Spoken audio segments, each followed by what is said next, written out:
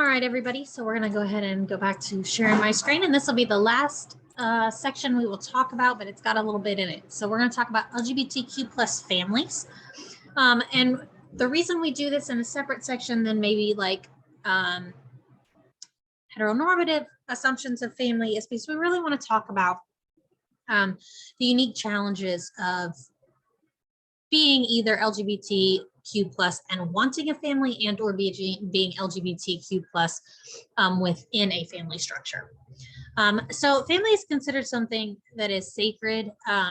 So family, especially in the way of when we talk about law, is really based on biology and or marriage. So there has been consistent limited legitimacy for LGBTQ plus parents and or for LGBTQ plus partners prior to same-sex marriage. And the most definitive reason for LGBTQ plus persons who have decided to get married is family arrangements and linked to rationale surrounding family. When it comes to family creation, there's a lot of religious ceremonies that are tied to marriage. However, marriage is a social construction that is part of citizenship, and it is part of really being able to engage in specific kind of societal functions, such as planning funerals, things that we talked about within the chapter on law. The traditional family narrative is really linked to this idea of the 1950s, even this man and a woman in a nuclear family with 2 to 3 kids, right? That is really linked to the 1950s and this push to get women who had been drawn to the workforce while men were engaged in the world wars. And then when they came back, needing to be able to give the soldiers jobs, so really, and boost the population too, due to the amazing amount of human loss that was within that war. And so there really was a push to bring women back into the household, specific women, middle-class white women typically, and really linked towards reproduction. But in doing that and really having this family traditional narrative, that wasn't there prior to the 1950s. So prior to the 1950s, families generally were more multi-generational. You generally had more children than not, due to circumstances such as maybe needing to till the land, or maybe just due to lack of reproductive health. And so really family narratives looked very different than this traditional family ideology that we have currently, that's really linked towards that era. The deviant families and or the social problem panic surrounding gay families really wasn't created until, again, around that same time, because during the 1950s and McCarthy era, there was a lot of political violence and political censorship towards LGBTQ plus persons, and really linked to a lot of negative outcomes and harms to LGBTQ plus members of our society. And that really led to and led up to and built on into what ended up leading into the social movements towards LGBTQ plus rights, which we'll talk about more in module 8 in our final module. Gay families typically are more likely to be located in larger cities, because larger cities tend to be more inclusive and more progressive in their ideologies. They tend to be more educated and less likely to have children. They tend to be more equitable within their labor, within the household, though that depends on a bunch of other statuses within there too. So if your what you make and bring into the household is more equitable, generally there's more equity and in the amount of work done within the home too. If there's a large differential in income and or in job hours, then you'll see a more inequitable balance again. It can create new family forms, including things like adoption, and it creates new ways of creating families, including chosen families.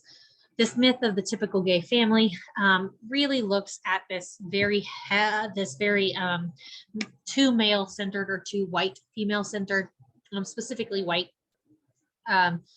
myth of these adopting kids and moving towards having this, middle class existence where, they're in this city environment where it's more inclusive, when that's just not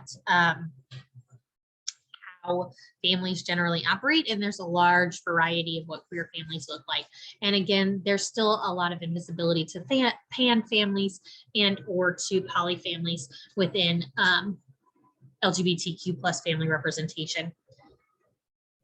Intimate partner violence within LGBTQ plus happens fairly frequently. However, research is also inconclusive over whether it's more frequent or less frequent than in differing sex relationships. But it is a serious issue, and it's a serious issue because there's a lot of invisibility surrounding this due to the fact that these families in and of itself become fairly invisible within our culture. There's a lot of homophobia within law enforcement, which decreases the amount of access you have to being able to engage in reporting these kind of violences. And it's also, they lack the ability to have the same kind of resources. So a lot of domestic violence shelters, a lot of youth shelters, a lot of any kind of shelters exclude LGBTQ plus youth from being able to be there, and or LGBTQ plus families from being within these resources. There's also an assumption that because there is the same sex relationship happening, that the violence is mutual because those sexes, there's not a power imbalance there. However, all intimate partner violence stems out of a power imbalance. It can be situational, or it can be part of this patriarchal terrorism is what they call it, but it's this idea that there is like either something that sparks out of a specific something, or it sparks out of this idea that they are not the normative, and this not the normative brings that kind of tension into a relationship. So we're going to talk about a little bit about family rejection and chosen families, because this is incredibly important to the LGBTQ plus community. Coming out can also, and generally also,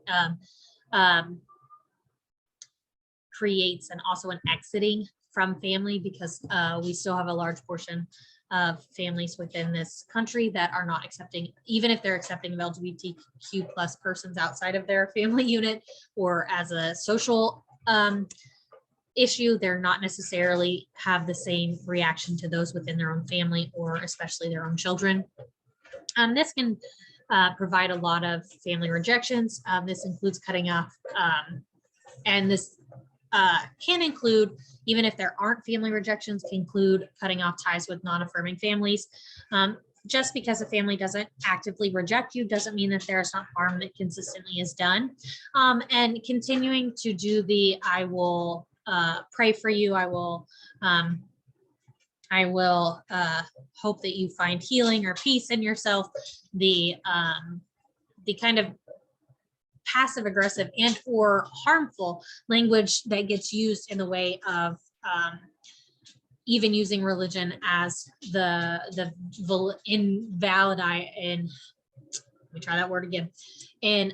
validating being non-affirming to your queer family member can be very taxing, and it can do a lot of mental and emotional damage to LGBTQ plus members. And so there is a lot of cutting ties to non-affirming families that happens as a positive part of coming out and adjusting to life as one's more sincere self. And the links between families and institution and an oppression, and oppression again really gets tied back to religion. Religion is the primary factor for family rejections, and so that's why it's tied into this chapter. Again, we understand family as the institution, and the institution in which men and women are supposed to get together and form a family, right? So this compulsory heterosexuality idea, where you are compelled through society to be a certain way, to form a family in a certain way, to look a certain way, really impacts how queer families and or are treated, and or are oppressed within the society that expects something different. There's a limited amount of acceptance of gay parenting, all the way up until the 1970s. Past the 1970s, it tends to get a little better. But there are still a wide variety of custody issues, including custody issues with one's biological children once they enter a same-sex relationship outside of the one that made the children. There's chosen families, however, or families of choice, which I'm going to focus on here for a little bit because it's more of a positive idea. So much of what we talk about can be negative. However, chosen families or families of choice are really this idea that you can find an allotment of affirming people in your life and can choose to essentially form a non-kin-based familial group. And these really become that support structure, become a place where you get to see yourself in a positive light, that you get to see yourself affirmed, and that get to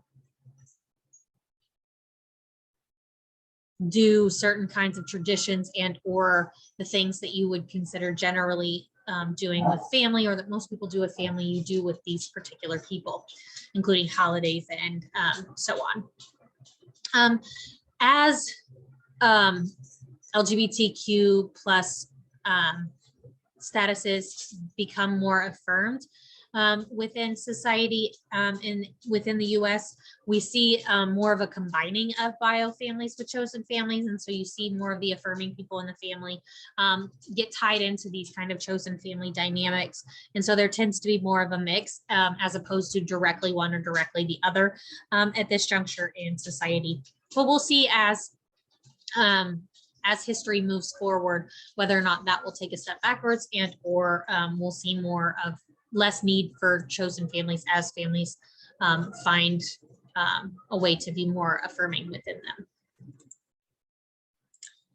them. So we talked a lot about marriage equality in the legal frame before, but we're going to talk a little bit about the, and we talked about, again, we'll talk about the activism in the next module. So we want to really talk about, though, that marriage organizes kinship. It organizes the way in which we determine who we're related to and or who we're not related to, and or whose family. And it legalizes relationships and raising children. It establishes rights for inheritance and property. It establishes economic relationships, and it dictates living arrangements in our society. So it's something that really has an emphasis on family and on family dynamics. Queer women are more interested in parental rights and were more suspicious of marriage. And queer men were more interested in hospital and medical rights, and less interested on parental rights. Because a lot of queer women who had biologically had children prior to engaging in these relationships, there was more of a press and a need for being able to obtain and keep their parental rights. Because for a lot of those women, when they went to go have rights of their biological children, law judges and lawyers would bring up that the same-sex relationship would then impact their ability to be a parent or be a successful parent. Marriage, a reminder, marriage remains limited for trans individuals and all but unobtainable for poly relationships within this country. So just because there is marriage for same-sex individuals, and there's a lot of hurdles depending on what state you're in for that, that does not mean that we have marriage equality for everyone in this country. So LGBTQ plus parenting, there's a shift from this there's a shift to this pro LGBTQ plus family. This really happened between the 70s and the 80s. That created these lovely lesbian baby boom and the 1990s gay baby boom, which, by the way, is my new favorite term. But it was a rising number in gay parenting, and that continues to rise with more and more ability to be married and more are less and less worry of legal custodial rights having a problem. There becomes more and more gay parents. So the 4 reasons for that really come down to the gay liberation movement, second wave feminism, really working towards getting women specific kind of paternal rights, the HIV/AIDS epidemic, and really new reproductive technologies, which we'll get into here in a bit. There's multiple ways to become parents, and there's still restrictions to parenting, including the Save Our Children movement and or any kind of restrictions, even the ones that were upheld by the Supreme Court not too long ago, that allow adoption agencies to deny LGBTQ plus parents the right to adopt based on their sexuality to adhere to their religious ideologies. So biological parenting, there is a loss of many custody battles, both interests, the best interests of the children became a guise for homophobia within legal institutions.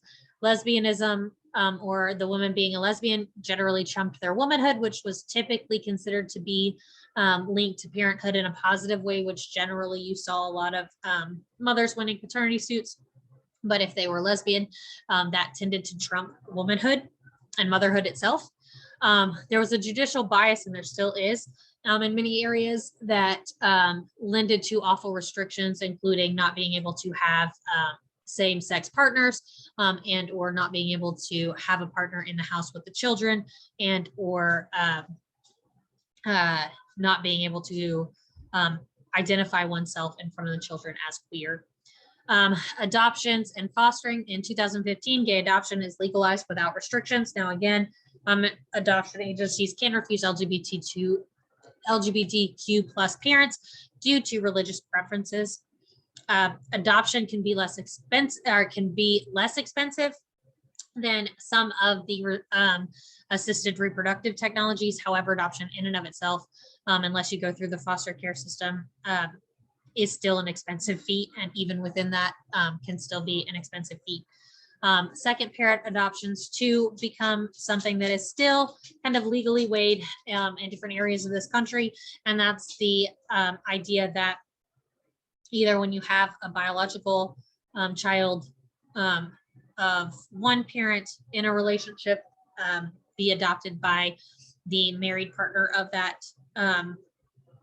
child, and or when two queer members who are maybe not married or choose partnership instead, being able to also adopt the child. It becomes very tenuous, and depending on what part of the country you're in, you may or may not be able to do that. Assisted reproductive technologies, including like fertilization, including sperm donors, things of that nature, and or women who will carry for a queer couple, get very, very expensive. Birth others and lesbians who carry. So again, those are the lesbians who carry to term and or through reproductive technologies and or through donors, choose to carry their children, and or other birth others, which is that, again, idea that you have someone who will carry for a queer couple. What about the children? So the misarguments that are against gay parenting are this idea that they're more likely to turn their kids gay by being gay. And while this is not supported, you are not more likely to turn your kids gay. There is a larger acceptance, obviously, of LGBTQ youth within the home of gay parents. Sexual promiscuity and a risk of perpetrating. There is no link to one's sexual preference for consensual adult homosexual relationships, and a risk of perpetrating child abuse, especially child sexual abuse. There is no link between those two. So just to be very, very clear, that is a false narrative that continuously gets perpetuated within particular kinds of media. They also talk about LGBTQ parents as unstable and likely to separate. Actually, LGBTQ youth have less divorce rates than straight couples do. However, divorce is something that happens, and that instability is something that families of all different shapes and kinds have to deal with. And that is something that is shaping how parenting relations work in the U.S. currently. And then there's that the stigma and ostracization by peers will be to a detriment to the child, and it can be to the detriment of the child. However, I think that the answer to that is not don't let queer people be parents, but more hey, society, get it together and stop stigmatizing and ostracizing queer parents. There is zero evidence, again, that any of these arguments are a valid reason for why LGBTQ plus parents should not get split parents. But yet judges and adoption agencies consistently use this in rationale within custody cases and or adoption cases. There is, again, intersectionality in custody. So when sexuality is merged with any other marginalization, there's a much more likelihood that custody cases will not favor the LGBTQ plus member. So remember our intersectionality, that there is multiple marginalizations that happen for a lot of people within this country. So there's an article that I use in one of my other classes, and I can get it to you if you are interested. And it's called The Kids Are Okay, and it's a large review of research. A same-sex partnered families do just as well as straight partnered families in both emotionally, socially, and academically. Their kids do. The parenting quality tends to be more of a factor than parenting as opposed to parenting structure. So really how interactive one is with their children, how those children learn coping skills, how they teach their children how to be little humans, really has more to do with their overall quality of life than does whether or not their parent is queer. Some studies show kids doing better in same-sex household due to the parenting styles, the openness, the general class that is class status that is needed to adopt in the first place or maintain or create these families, and the family stability that is needed in order to be up for adoption and or be viable candidates for any of those birthing technologies. There are methods issues when finding that same-sex parenting are less effective, and there's unequal comparisons, such as like single parents compared to dual parents, or significant class differentials between the groups that get combined. Stigma and community impact still impact well-being, which we talked about a little bit ago. And legalizing same-sex marriage has had a very positive impact on the well-being of young queer people and of queer partnerships. For trans kids, parents are vital to the life of LGBTQ kiddos.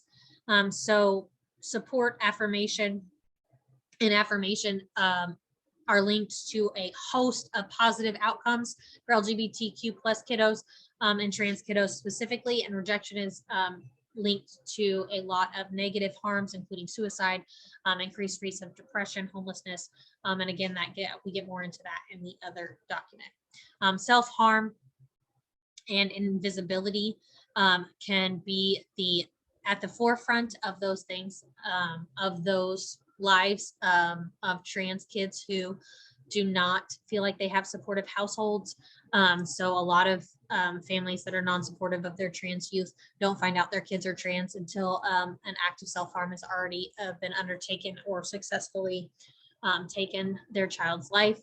And they also, the kids feel invisible until they have an outlet that gets them out of those spaces that are unaffirming. So a reminder, and this is just a further reminder, that while you may not feel like you have people in your life that fall under these categories, as we interact with the world, we are around closeted LGBTQ plus members more than we think we are, and our words matter. So a reminder that for the people in the spaces that you occupy, your language matters, and people will make calculated risk on whether or not you are a safe person to be around based on how you act and what you say. So while you may not know that you have queer people around you, you likely do. And whether or not you are accessible to them ultimately depends on how you act in any given space. So again, this is all for this week. I hope you have a wonderful couple of weeks in your module. If you have any questions about this or your final projects, please don't hesitate to reach out. I am here. That is what I'm here for. And I hope to see all of you very soon.